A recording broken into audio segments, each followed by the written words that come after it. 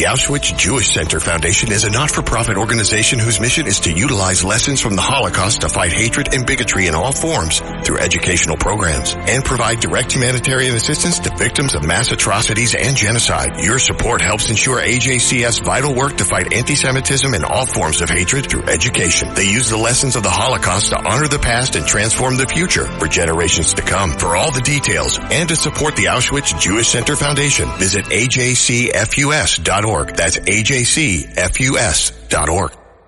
This is John D'Agostino with D'Agostino and Associates, the injury firm, and I'm proud to be a sponsor and partner of WABC Radio and Sid and Friends in the Morning, live from Israel. God bless America. I'm attorney Jenna D'Agostino, continuing the legacy my father, John D'Agostino, started 35 years ago. I grew up on these New York and New Jersey streets. They shaped me. I'm attorney John D'Agostino from D'Agostino and Associates, the injury firm. Call our team first. 888-24-LAW-24. 888-24-LAW-24. D'Agostino. Law Bite Back.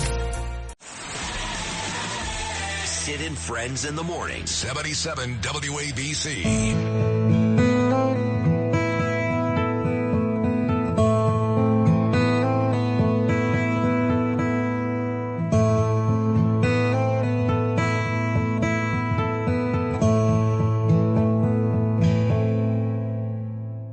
An everlasting love. I have loved you, for this I have drawn you with my love, an everlasting love. I have loved you, for this I have drawn you with my love. The mountains will crumble. It's good stuff right here. The melodious voice of Rabbi Shlomo Katz. Judah Honickman is driving me to Jerusalem Saturday night to break the fast with Bibi, and he starts playing this song, but he plays it in Hebrew. I don't understand what the hell the guy's saying. But this is the English version. Give me a little more. Rabbi Shlomo Katz about to join me live from Israel. But my love for you will not end.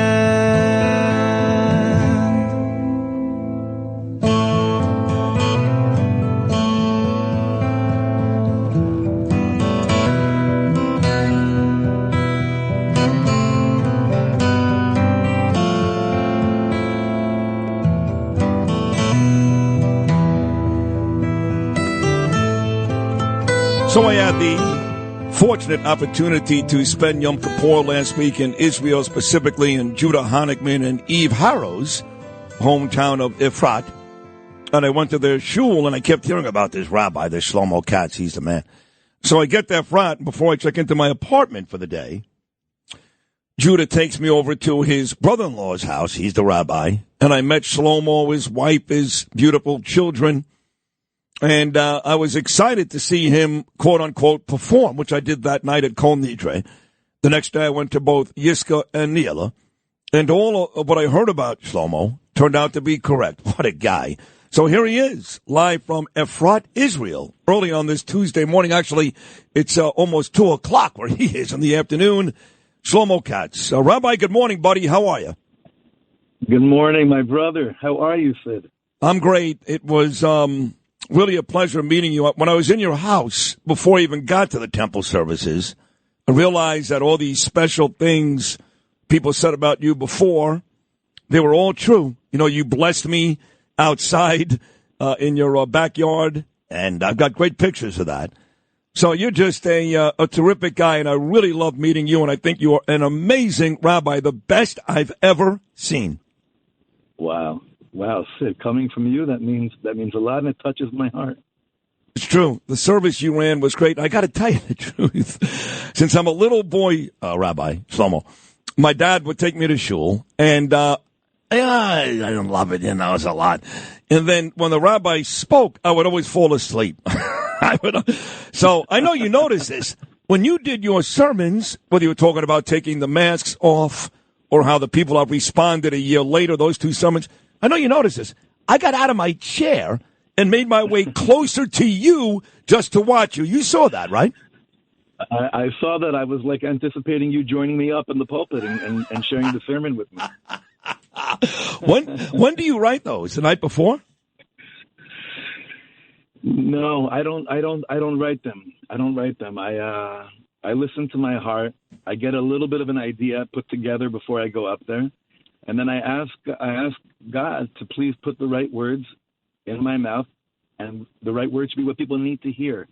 And that's really how it goes for me. That's why it's so great. It's authentic. It's beautiful. And I got to tell you this. I was telling people back in Israel, Yom Kippur is solemn. People, it's a day of atonement, and you don't get to do an awful lot. You can't shower, can't brush your teeth, can't have sex, can't eat, can't do nothing.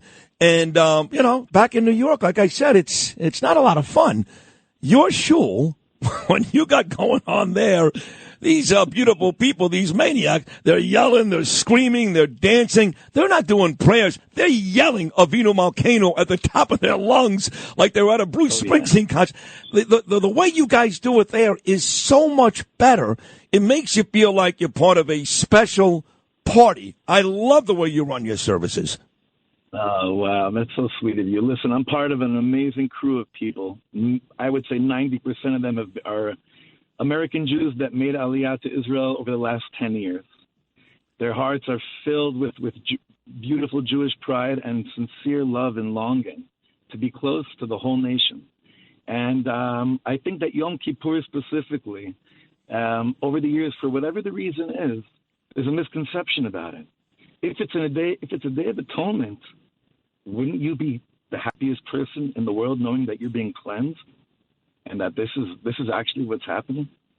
So when we come to Yom Kippur, we're just in a state of awe, of feeling privileged, lucky, and it's like almost an inner party that God is saying, come inside now. I know you've been repenting. I know it's a new year. Let's start fresh.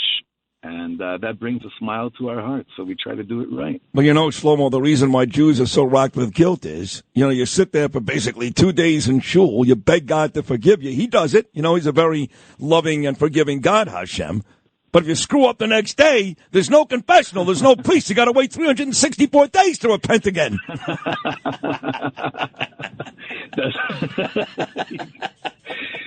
I hear you. No, listen, it was a great service. And, again, the people loved it. And how long have you been the rabbi there at that shul in Efrat? Probably about 7-8 years now, something like that. And on top of that, 7 8 years? We loved you. Oh, we loved you. Oh, come on. We loved you. It was so, honestly, it felt so organic. It felt so natural. A few people there obviously recognized you, but it wasn't. It was really about, wow, we got another brother in the brotherhood, and I just can't wait for you to come back. And I am coming back soon. I'm already working, I swear, with our good friend Scott, with Scott Feldman with One Israel Fund for our third trip, and it may be as early as this spring. We started talking yesterday, and I appreciate what you said. And I was a little surprised, I'm not going to lie, Rabbi, that so many people inside that shul were in Efrat. Well, like across the world, did know who I was, and many of those guys are listening right now, and ladies. So it was like being home. It was amazing. That's amazing. I'm so glad you felt like that. I really did. It's a special, special place, and and what's great about that place is, so Judah gave me an apartment, so I can go back and forth throughout the day and go back to services and get some rest in between. But when I looked outside the where I was staying, the ledge, I can see Bethlehem. All of it, right across the way, that beautiful religious city that is now basically packed with Arabs who hate us. That's the bottom line, folks. They hate us. Don't kid yourself. And it's right there, right in the view. What a dichotomy, Rabbi Katz. Here you are in this shul with the best Jews in the world, and Bethlehem literally is right there. Right there, and we feel it. It's very apparent. It's not unseen. It's right in our face. It's right there. And especially after October 7th, those that still needed to wake up, I believe most people have woken up, and we understand. We understand you can't ignore this situation. And we're basically just a stone throw away from there. And we believe, according to our mystical tradition, It's just like you have soldiers on the front line with their weapons, saving our lives every second. Even while I'm speaking right to you right now, I could see where the soldiers are from. They're just protecting me. 19-year-olds, 20-year-olds. We also believe, though, that our an incredibly powerful weapon is the weapon of prayer, as Rabbi Nachman of Breslov teaches. And we really believe in that, and we honor that, and we take it very seriously. So our prayers are, it's a real thing. It's a real experience. And that's why it was so loud when you were in shul. It was great because it was great. The battle's loud. Battle's loud on all fronts. Oh, so is that what it is? When you guys are going, and then we start. So you basically, So that's basically. I love this now. That is basically like you just said. The battle is loud. We're going to be louder. 100%.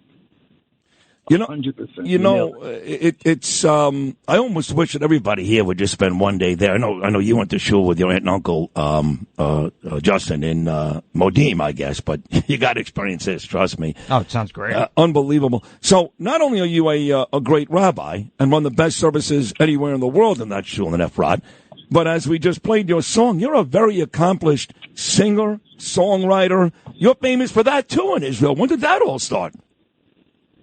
For some people always ask me, are you a rabbi or a musician? I always say, whatever you need me to be right now, I'm that.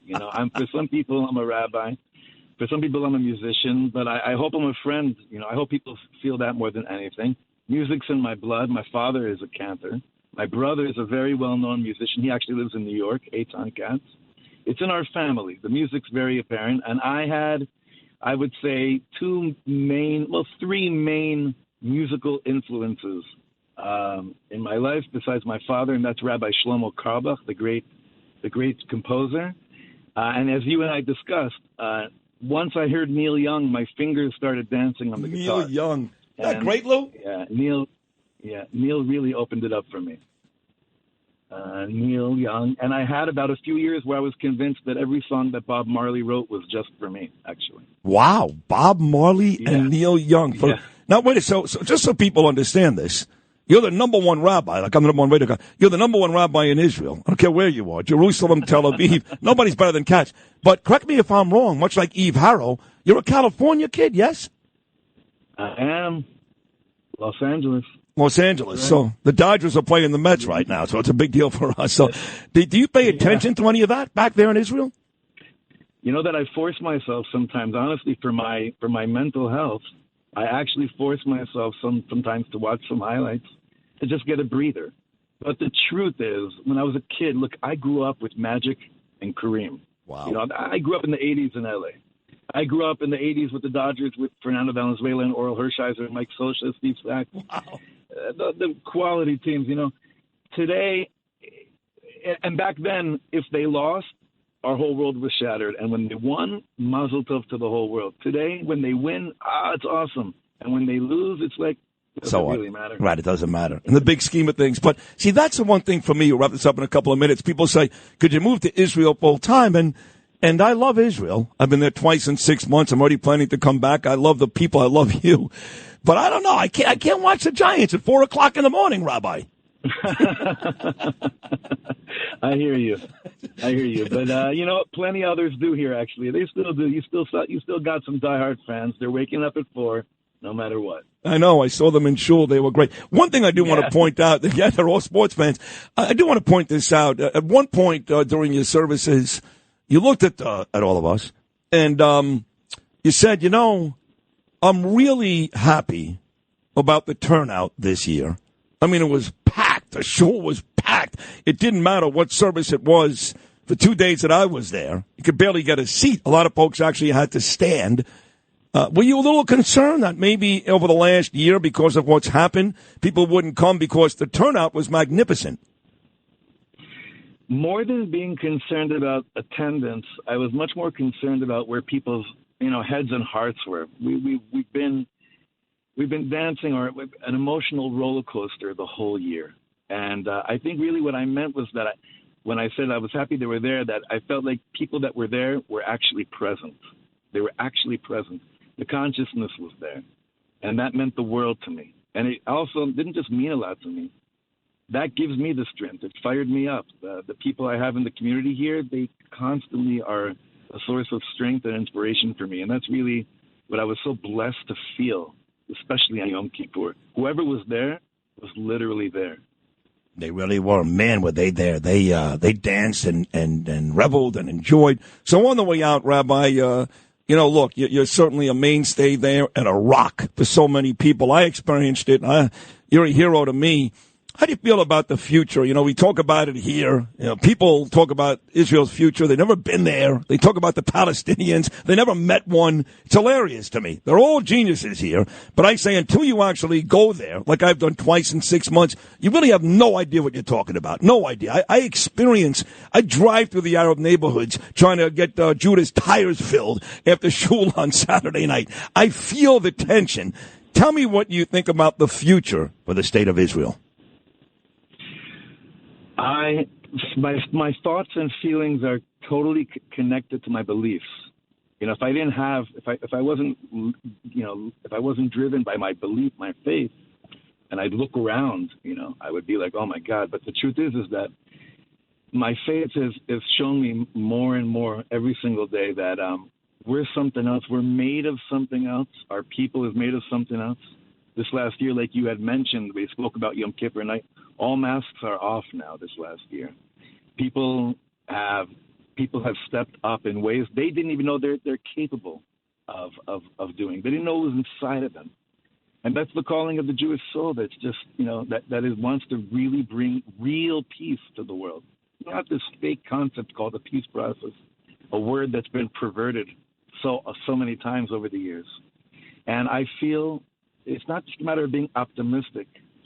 I feel that we're absolutely heading towards a place where the full revelation of just all the light that wants to come down from heaven is going to come down. It's had to crack through some really heavy walls, some really, really tough walls. But it's coming down. The resilience of the Jewish people has never been greater. So I'm feeling that we're all heading towards it's basically good over evil, and good will prevail. But it boils down to good over evil, and good will prevail. It's really that simple. You are a beautiful man. I enjoyed meeting you at your house. You got a lovely family, and you're a tremendous rabbi. You're a great singer. And I'm happy I gave New York a treat this morning. New York got to hear from you. So listen to me, New Yorkers. If you go to Israel and you go to Efrat, look up Rabbi Shlomo Katz. He's the best rabbi in all of Israel. Have a happy Sukkot, and I look forward to speaking with you and seeing you again very soon. God bless you, Rabbi. Very much looking forward, Sid. Shana Tova. Take care, my friend. Shana Tova to you, too. I love this guy, Rabbi Shlomo Katz, my new buddy. You got to go to his shul. This guy, he runs a shul. It's like nothing you've ever seen. I mean, they were going nuts. I mean, dancing and chanting and yelling and screaming on Yom Kippur. He's a jack of all trades up there. He does it all. Everybody loves him. He's like me. Oh, okay. Got it.